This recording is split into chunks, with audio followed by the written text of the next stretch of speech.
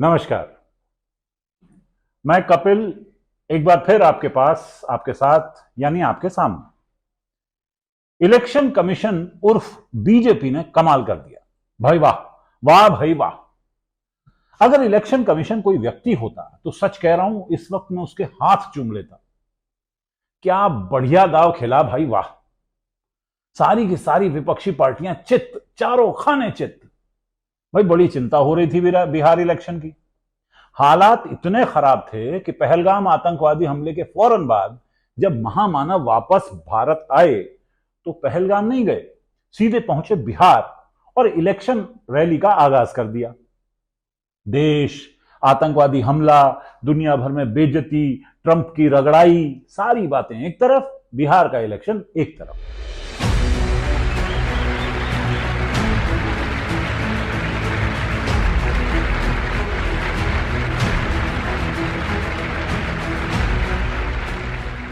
ये जादूगर की जादूगरी है जनाब।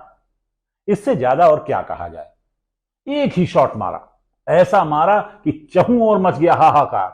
वामपंथी, प्रगतिशील और ये समाजवादी सबके सब धाराशायी हो गए। किसी को कुछ समझ ही नहीं आ रहा कि बोले तो बोले क्या, करें तो करे क्या। दोस्तों, आप सब जानते हैं कि अगले कुछ ही महीनों में बिहार चुनाव होने वाले हैं। चुनाव आयोग ने इन चुनावों के कुछ 3 ही महीनों में इलेक्टोरल रोल के रिवीजन का खेला चालू कर दिया है। अब ये इतना जबरदस्त कदम है कि महामानव निश्चिंत होकर अपने अब तक के सबसे लंबे विदेशी दौरे पर निकल लिए हैं। भाई अब उन्हें जरूरत भी क्या है देश में रहने की, जब उनका सारा काम चुनाव आयोग को ही कर देना है। तो बिहार आखिर कहां जाता है। ये चुनाव तो आप समझ लीजिए कि अब बस अपने ही हाथ में है, कोई कितना भी जोर लगा ले। और मुझे तो लगता है इसका आइडिया भी राहुल गांधी ने ही दिया है। अब आप पूछें कैसे, तो भैये आपको याद होगा कि महाराष्ट्र में अपनी हार के बाद राहुल गांधी ने सीधे सीधे चुनाव आयोग पर गंभीर आरोप लगा दिए थे, और वो भी सबूतों के साथ। 39 lakh new voters were added in Maharashtra.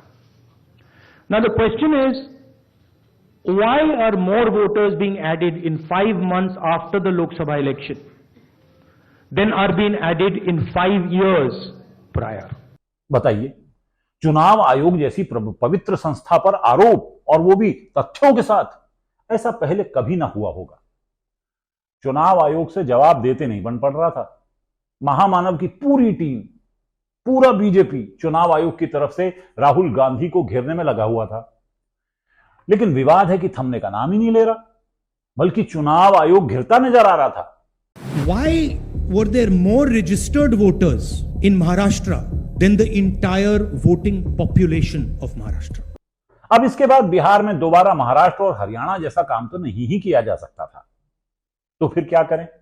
जी हां, इसीलिए बिहार में यह नया खेला चालू किया गया है।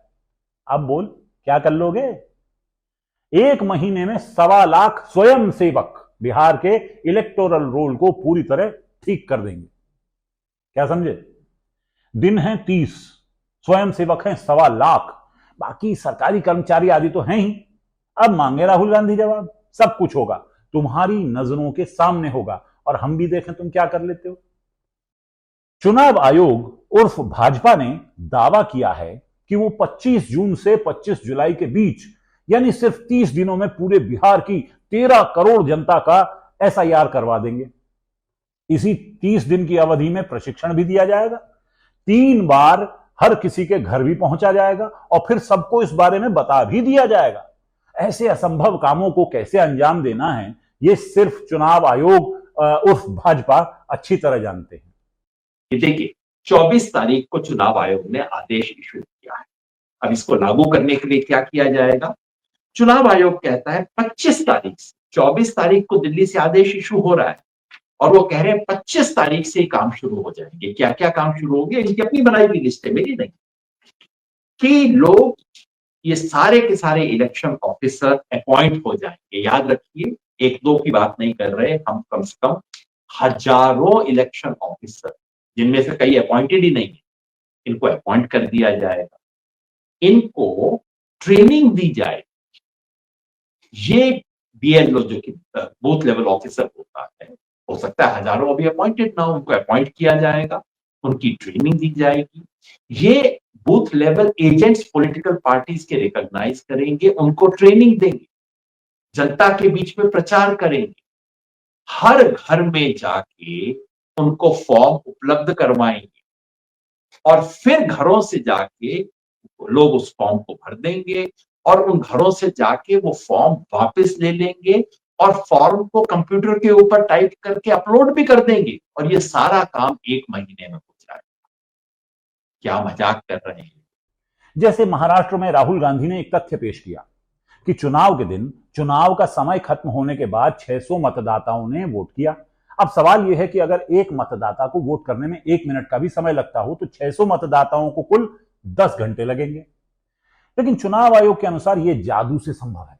जो जादू की छड़ी चुनाव आयोग के पास है उससे वो 30 दिनों में धरती की परिक्रमा करके 7 समंदर पार करके नीली आंखों वाली राजकुमारी के महल की 7वीं मंजिल पर बने बाग से सुनहरा फूल लेकर आ सकता है। आप अपना प्रोविजनल टर्नआउट जो 58.22% बताते हो शाम को 5 बजे और फाइनल टर्नआउट आप 66% बता देते हो, 8% का ये फर्क कैसे? हमने कहा चलिए वीडियोग्राफी जारी करिए, सार्वजनिक करिए, क्योंकि जब वोटिंग चल रही होती है तो वीडियोग्राफी मैंडेटरी होती है, कंपलसरी होती है। आज तक वीडियोग्राफी नहीं की, उल्टा नियम बदल दिए कि वीडियोग्राफी अब नहीं जारी करेंगे। समझे? चुनाव आयोग के पास जो जादुई चीजें हैं ना, उनमें उड़ने वाला घोड़ा है, भूत की चोटी है और अलादीन वाला चिराग भी शामिल है। ऐसे में योगेंद्र यादव समेत तमाम लोग जिनका काम ही भाजपा और चुनाव आयोग पर बेवजह शक करना है और महामानव के एक छतरी राज की राह में रोड़ा अटकाना है, शक कर रहे हैं, सवाल कर रहे हैं और लगातार जनता के दिमाग में सवाल पैदा कर रहे हैं। उन्हें सावधान रहना चाहिए। 39 lakh new voters were added in Maharashtra. Now the question is, why are more voters being added in 5 months after the Lok Sabha election than are being added in 5 years prior? दोस्तों, सवाल पूछने से लोकतंत्र नहीं बचता, बल्कि लोकतंत्र वही सबसे अच्छा होता है जिसमें किसी को सवाल न पूछने दिया जाए। दरअसल अब लोकतंत्र का सवाल आ गया है तो पहले इसका ही जवाब ले लिया जाए। मेरा मानना है कि ये चुनाव, वोट, ये सब लोकतंत्र नहीं होता। चुनाव आयोग ही लोकतंत्र है। चुनाव आयोग ये जो कर रहा है उससे लोकतंत्र का ही भला होगा। बड़े बड़े विद्वान कहते हैं कि जनता की भागीदारी ही लोकतंत्र का आधार है। गलत कहते हैं विद्वान। जनता की भागीदारी लोकतंत्र नहीं होता, चुनाव आयोग की घोषणा लोकतंत्र होता है। ये जो अपने बचपन में आपने परिभाषा पढ़ी है लोकतंत्र की कि जनता का, जनता के लिए, जनता द्वारा शासन लोकतंत्र है, बिल्कुल गलत परिभाषा है। दरअसल ये लोकतंत्र की नहीं बल्कि डेमोक्रेसी की परिभाषा है। जो पश्चिम के संस्कार हैं वहां डेमोक्रेसी की ये वाली परिभाषा चलती है।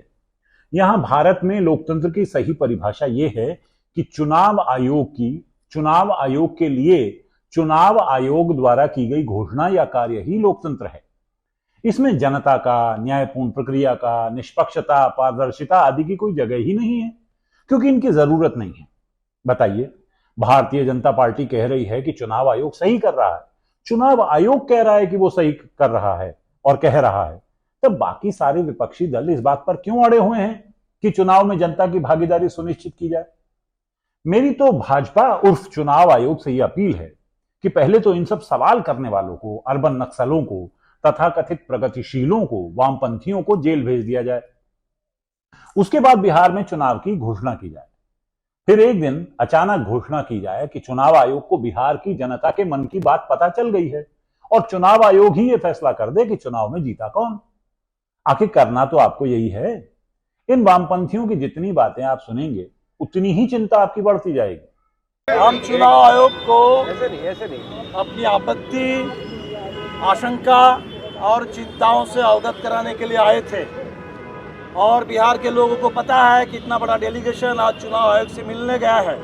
इसलिए सबसे पहले आपके माध्यम से बिहार के मतदाताओं को मैं बता देना चाहूँगा कि चुनाव आयोग से मिलने के बाद, लंबी बातचीत के बाद हमारी आशंका और बढ़ गई है, हमारी चिंताएं और बढ़ गई है, क्योंकि हमारे किसी भी सवाल का कोई सेटिस्फैक्टरी रिप्लाई हमें चुनाव आयोग से बिल्कुल नहीं मिला। जो मनोज जी ने अभी बताया कि चुनाव आयोग ने आंकड़ा दिया कि 20% लोग बिहार से बाहर माइग्रेट करते हैं, और चुनाव आयोग ने अब ये कहा कि चुनाव में वोट डालने के लिए आपको ऑर्डिनरीली रेसिडेंट होना पड़ेगा। इसका मतलब वो जो पलायन करके कमाने के लिए बाहर आने के लिए मजबूर हैं और वोट डालने के लिए चुनाव में जाते थे, बिहार में जाकर के वोट डालते थे, चुनाव आयोग की नज़र में वो बिहार के ऑर्डिनरीली रेसिडेंट नहीं है और इसीलिए वोटर लिस्ट में नाम उनका नहीं रहना चाहिए। ये करीब करीब साफ साफ चुनाव आयोग ने बताया, ये 20% का एक आंकड़ा दिया। सीधी सी बात है भाई, जो इन वामपंथियों की समझ नहीं आ रही। अच्छा बताइए तो, जनता का काम क्या होता है? माने किसी देश में जनता का रोल यानी भूमिका क्या होती है? एक, मजदूरी करना, खेती करना और भी जितनी मेहनत के काम होते हैं, मेहनत होती है, वो सब करना। दो, जयकारे लगाना, महामानव के नाम के नारे लगाना। तीन, कांवड़ लाना। और चार, वोट डालना। अब इसमें एक महत्वपूर्ण काम है वोट डालना, जिसकी सारी जिम्मेदारी चुनाव आयोग की है। तो अब चुनाव आयोग ने यह डिसाइड किया है कि ये भी वही तय करेगा कि कौन इस देश का नागरिक है और कौन नहीं। सीधी सिंपल बात है। जो आपकी समझ नहीं आ रही है, देखिए, भाजपा उस चुनाव आयोग ने सीधा सीधी ये किया है कि जब उन्हें यह शंका होगी कि जनता उन्हें नहीं चुनने वाली, तो वो खुद ही ये तय कर लेंगे कि किस जनता को चुनाव का अधिकार देना है और किसको नहीं। यानी अब चुनाव आयोग उर्फ भाजपा अपनी जनता का चुनाव करेगी। सिर्फ उसे ही वोट डालने का अधिकार होगा जिसके लिए यह पक्का होगा कि वो भाजपा को वोट करेगा। बाकी लोग जाओ भाड़ में और विपक्ष जाए चूल्हे में। बड़े आए लोकतंत्र की दुहाई देने वाले। चुनाव आयोग उर्फ भाजपा ने अब यह कर दिया है कि जो वोटर है पहले वो ये साबित करे कि वो इस देश का नागरिक है, और इसके लिए उसे पासपोर्ट, बर्थ सर्टिफिकेट, सरकारी नौकरी या पेंशन की आईडी, जाति प्रमाण पत्र देना होगा। अरे हां, आधार जो है वो बैंक अकाउंट के लिए चलेगा, वोट के लिए नहीं। ड्राइविंग लाइसेंस के लिए आधार चलेगा, वोट के लिए नहीं। नौकरी के लिए आधार चलेगा, वोट के लिए नहीं। कुल मिलाकर हर काम में आधार जरूरी है, वोटिंग को छोड़कर। समझे क्या? बचवा समझे थे कि आधार बनवा लिए हैं, अब मजा से सरकार चुनेंगे। भला हो भाजपा उर्फ चुनाव आयोग का आधार को और खुद वोटर आईडी को ही अमान्य कर दिया है। बढ़िया किए हैं जी। ये लोग वोटर आईडी लेके और जिस किसी को भी मन किया वोट कर देता है। पिछली बार भी तेजस्वी यादव के पार्टी को लगभग जितवा ही दिए थे। इस जनता का भरोसा नहीं किया जा सकता, इसलिए वोटर आईडी को ही अमान्य कर दीजिए और स्वयं सेवकों को काम पर लगा दीजिए कि वो पहचान करें कि कौन लोग चुनाव आयोग को वोट करेगा। मेरा मतलब जिसे चुनाव आयोग चाहे उसे वोट करेगा, और जो नहीं करेगा उसे वोट ही नहीं देने दिया जाएगा। बढ़िया। बल्कि हम तो कहें, देश भर में जो राष्ट्रीय स्वयंसेवक हैं उन्हें ही स्वयंसेवक के काम पर लगा दिया जाए, ताकि शक शुबह की कोई गुंजाइश ही ना रहे और सारा काम भली तरह निबट जाए। महामानव जब तक लौट कर आएंगे अपने देश अपनी इस वाली विदेश यात्रा से, तब तक चुनाव आयोग उनके लिए सही तरह के चुनाव का इंतजाम कर चुका होगा। तो बोलो चुनाव आयोग उस भाजपा की अबे जय बोलो बे, सारे मिलकर बोलो। अच्छा, मिजाज आपका थोड़ा परेशान लगता है तो फिर चुनाव पर गालिब का यह शेर सुनिए। जब जान लई हैं वो कि तुम्हें वोट न देबू, तब छीन लेंगे तुमसे वोट देने का अधिकार बाबू।